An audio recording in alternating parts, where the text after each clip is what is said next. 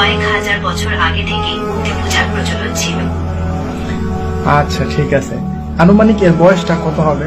আনুমানিক খ্রিস্টপূর্ব 5000 বছর আগে মেসোপটেমিয়ায় প্রথম মূর্তি পূজা শুরু হয়েছিল বলে মনে করা হয়।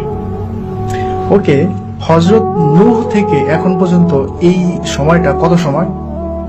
হযরত নূহ থেকে বর্তমান সময় পর্যন্ত প্রায় 6500 বছর। ওকে, তাহলে এখন ইসলামে হাদিস রয়েছে হযরত নূহ আলাইহিস সালামের সময়ে মূর্তি পূজা শুরু হয়েছিল। তো এখন আমরা কি মনে করতে পারি না যে ওই মূর্তি পূজাটাই মানে কালের পরিবর্তনে আস্তে আস্তে এটা মিশর এবং ভারত উপমহাদেশে চলে এসেছিল? হ্যাঁ, হযরত নূহ এর সময়কালে মূর্তি পূজা শুরু হয়েছিল এবং সময়ের সাথে সাথে এটি অন্যান্য অঞ্চলে ছড়িয়ে পড়েছিল। তাহলে এখন তুমি আমাকে আরেকটি ইনফরমেশন দাও, যেটা এমন একটা বইয়ের নাম বলো যে বইটা এখন পর্যন্ত অপরিবর্তিত, মানে ওই বইটা মানে কোনো পরিবর্তন হয় নাই, শুরুতে যেমন ছিল এখনো তেমনই রয়েছে, তবে এই বইটা একটা ধার্মিক বই। মুসলমানদের পবিত্র ধর্মগ্রন্থ কুরআন অপরিবর্তিত রয়েছে।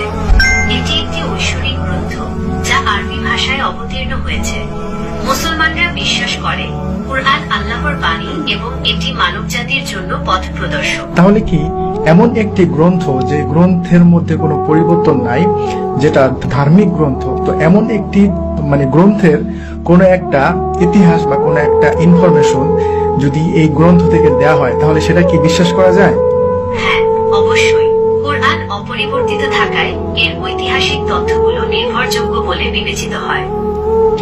এখন তুমি আমাকে আরেকটি কথা বলো, তুমি যে প্রথমে বলেছিলে যে হিন্দু ধর্ম 4000 বছর পুরনো, কিন্তু যখন মুসলিম ধর্মের কথা বলেছি তখন তুমি বললে যে এটা 1400 বছর পুরনো, কিন্তু আমি তোমাকে ধরিয়ে দিলাম এবং আমি মুসলিমদের ইতিহাস সম্পর্কে তোমাকে জানালাম যে ইসলাম ধর্ম কবে থেকে শুরু। ইসলাম ধর্ম 1400 বছর আগে থেকে শুরু হয় নাই, হযরত মুহাম্মদ সাল্লাল্লাহু আলাইহি ওয়াসাল্লাম থেকে শুরু হয় নাই। ইসলাম ধর্ম ঠিক বলেছ। ঠিক আছে, আমি বুঝতে পেরেছি। তুমি ইসলামের ইতিহাসের সময়কাল নিয়ে জানতে চেয়েছিলে।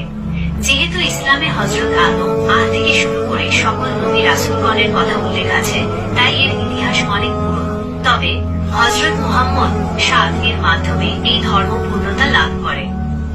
হ্যাঁ, এটা বলা যায় যে হযরত মুহাম্মদ সাল্লাল্লাহু আলাইহি ওয়াসাল্লামের হাত ধরে ইসলাম ধর্মের যে পূর্ণতা সেটা লাভ করে, কারণ হযরত মুহাম্মদ সাল্লাল্লাহু আলাইহি ওয়াসাল্লামের পরে আর কোনো নবী আসবে না এবং এখানে ইসলাম সম্পূর্ণ করে দেওয়া হয়েছে। তবে ইসলামের শুরুটা হচ্ছে হযরত আদম থেকে, নূহ, ইব্রাহিম, তারপরে হযরত মুহাম্মদ সাল্লাল্লাহু আলাইহি ওয়াসাল্লাম, আর অনেক মাঝখানে অনেক নবী রাসূলগণ